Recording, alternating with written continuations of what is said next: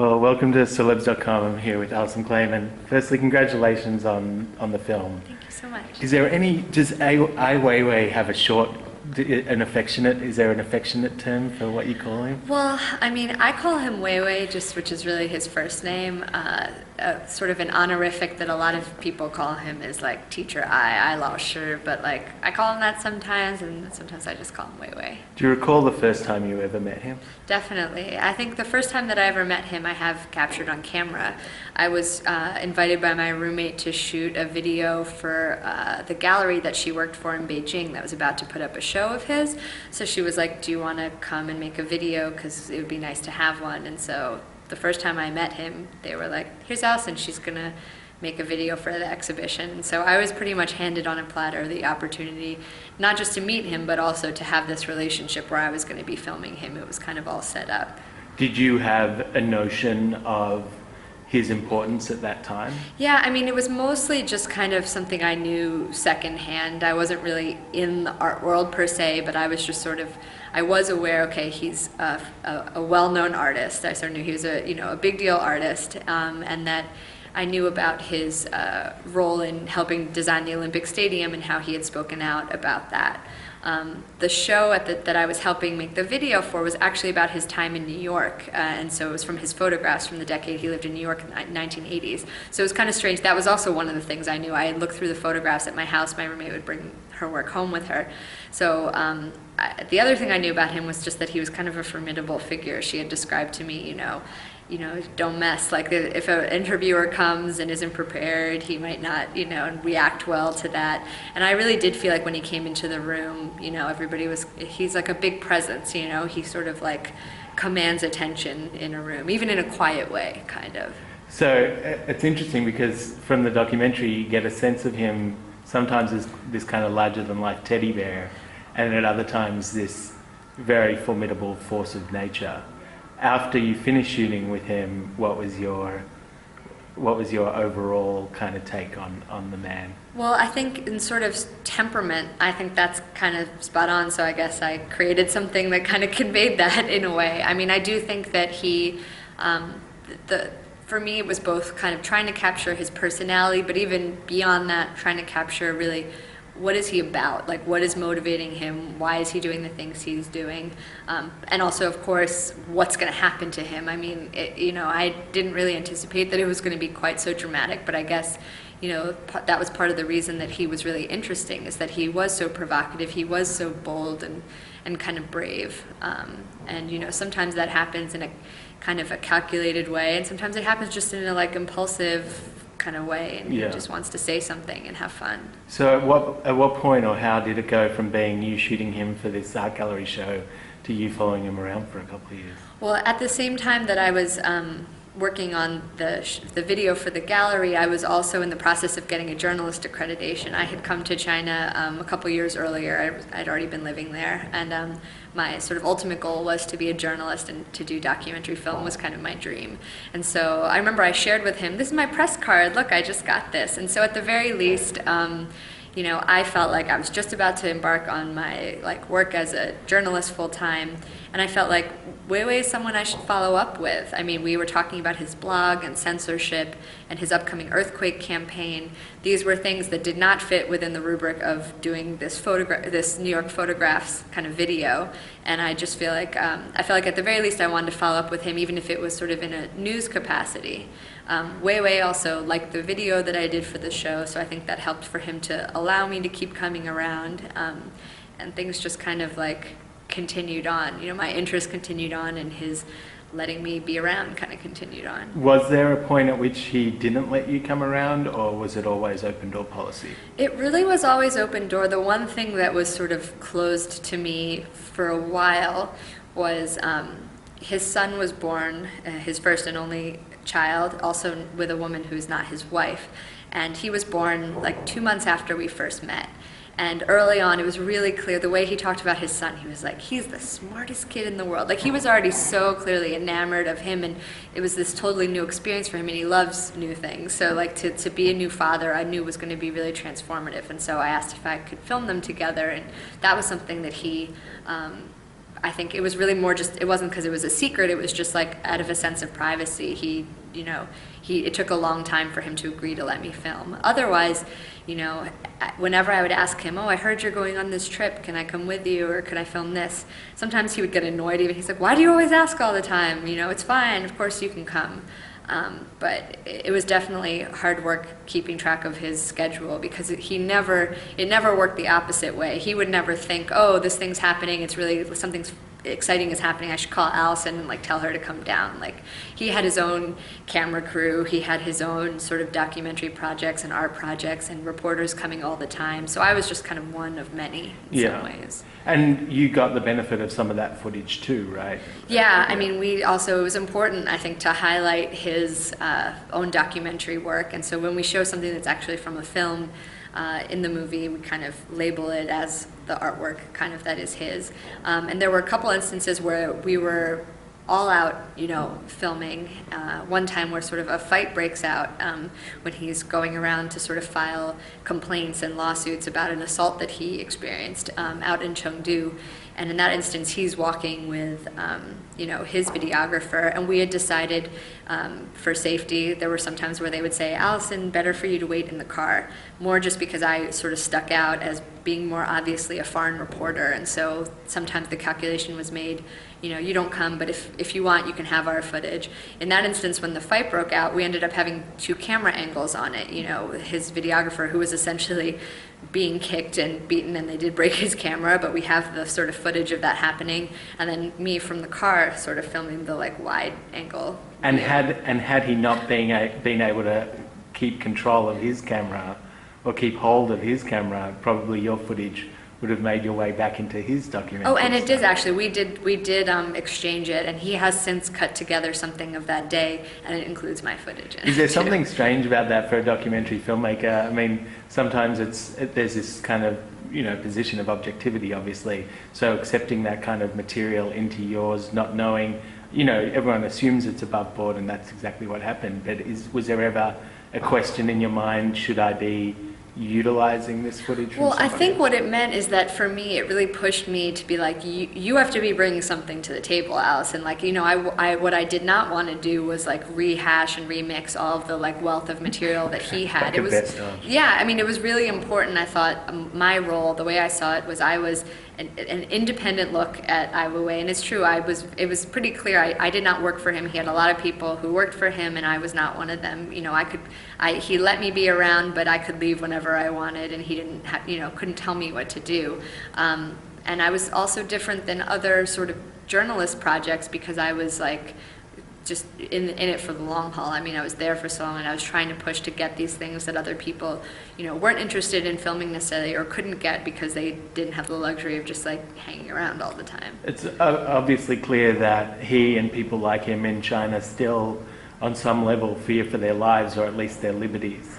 Was there, for you, any sense of a similar, were you afraid of anything being so close and following this figure so closely? I mean, in terms of fear, I think I was really just, the fear really resided in concern for him and the other sort of Chinese citizens that were, his assistants or his, peers, sort of the partners in crime kind of people. I mean, because they were the ones who faced the greatest risk. The trips to Chengdu where we were going to police stations, filming on those trips, those were the most nerve-wracking, and where I did run into sort of police taking tapes or, stopping me, all this kind of stuff. But ultimately, I feel like I could do the calculation of, I'm an accredited journalist.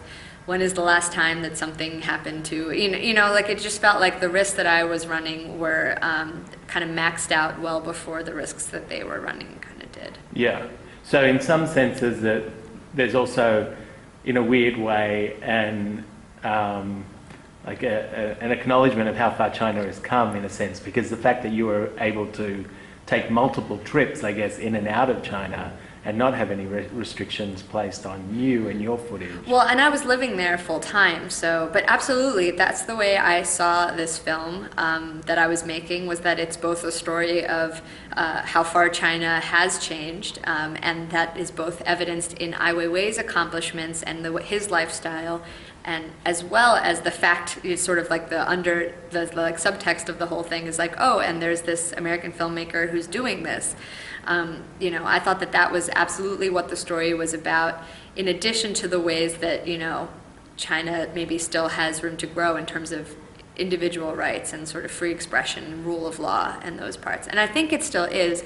I do think it was the fact that China then did detain him and has kept him under these much more severe restrictions over the last year, I think both sort of simplifies the story a little bit and also does show the fact that things have tightened up since I did this project. Are you ever surprised either by how few or how many people have heard of Wei Wei? Oh, absolutely. Which side? That's a really good way to phrase that question, because it's kind of both. So while I was working on this, 2008, 9, 10 in China, if you're a China watcher or China journalist, or you're from, within the art world, like Ai Weiwei, that's like, he is overexposed in a way. And so, even though the way I saw what I was doing was really like, I want to do something that's like the best, most in-depth look at this guy, who frankly is covered a lot. That was how I saw what I was doing. Then coming back to the States and kind of realizing, oh, most people really have not heard of Ai Weiwei at all. Which was frankly, that was like good. It just meant like, okay, now I had to think about that audience, and I kind of wanted to satisfy both audiences. Then when he got detained, again, suddenly I felt like, whoa, the stakes are raised. Now a lot more people have heard of him, just a little though, so now even more so, there's like an appetite for, finding out more, but there's really not that much knowledge to begin with. Then kind of in China, there's sort of, it works kind of differently. Most people in China haven't heard of him, but that I'm not really surprised by, because essentially if you're not covered in the mainstream press and you're not allowed to have a sort of online presence, in a place, that's a pretty effective way to make someone not well known. Yeah. And what's weird is how quickly he's embraced modern media on a foreign level to expand his cause and his case. Absolutely. Although you see, he was super energized by his use of blogging, and for 4 years he was blogging to a domestic audience, until they closed down they closed that down. That's what sort of brought him out into using social media that exists outside of the Great Firewall. But what does he do? He tweets every day, he's back to tweeting, and he tweets a lot. It's all in Chinese. And to me, I think that's a real indication of who the audience is that he really wants to have. The foreign media is useful to a point, but the point is that's really his only option. It seems like a lot of people that get this awareness, maybe part and parcel of striving for the awareness, is to give them the protection of foreign countries and foreign dignitaries, that perhaps they can then leave their home country and find solace somewhere else. It doesn't seem like that's the case for him at all. I know. I feel like in his case, and truthfully, I think in the case for many people in China, they're fighting to be able to do what they're doing in their country, and that probably is what most people's like ultimate sort of goal is. If you're trying to, change the perspective and the system under which you live, and it's becoming dangerous, you leave with some sort of regret, Wei Wei is still fighting really hard to be China-based. He's a citizen of China, and that's why he's engaged with the issues of that nation. Yeah. What do you feel in terms of your responsibility to him now? Like, how often do you connect with each other, and I assume you've shown him the film? Yeah, so we definitely showed him the film before it premiered at Sundance. I was very, I felt like it was absolutely necessary to have him look at it with an eye towards what was going to jeopardize him in any way. He didn't ask to change a single thing. Since the film has been coming out, we are usually in touch either on Twitter, or so you can go back and see, or texting. I like to take pictures when I'm out, showing the film in different places, and I send it to him. And sometimes phone calls, which of course all of this is monitored or purposely open on Twitter because there's really kind of no other way. I also visited him after his detention, but just once. And I talked to him on the phone last week, and he was both of us were marveling at like how far this film has come. It definitely exceeded any expectation, for sure. And he was really excited. He's like, you've created something that's really got people talking. It's creating this really interesting energy. And, I think he's really proud of the film. What kind of impact do you think it's had? What can you see that it's had? I think the impact the main impact is sort of audiences around the world so far has been, one, for people to feel like they really know Ai Weiwei, and so also it means that they will both follow his story and other sort of similar stories out of China, I think, with a different eye, and I think that's really exciting. But even bigger than that, I really think that the impact is also that people are really energized about what they can do, whether it's through art or through social media. I think it really makes people reflect back on themselves and their own condition, not just to be looking outward and worrying about what's going on in China.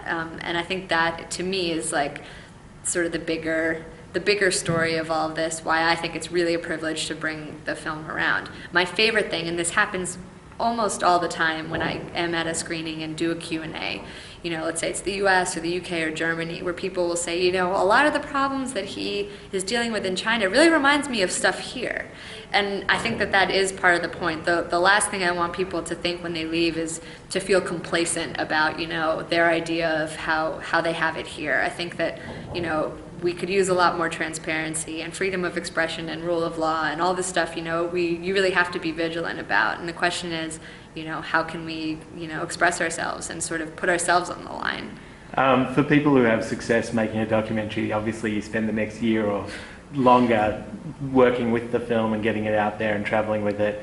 Has the film either inspired you to continue making stories about China or continue to make you more inspired about making films about other artists? Or I think what it's really got me excited about is that film and art really do have a power. I think that's something that I might have thought of, but more of as a platitude before having the experience, not just of learning from Wei Wei, but also of taking the film around. It impacts people. So I guess I'm inspired to do more film, and I think it's going to, whether it's about art or China, I think the next thing I'm going to do, you're going to I don't know what it is yet, but I know that it's going to be connected to this in one way or another. Do you own a piece of his work?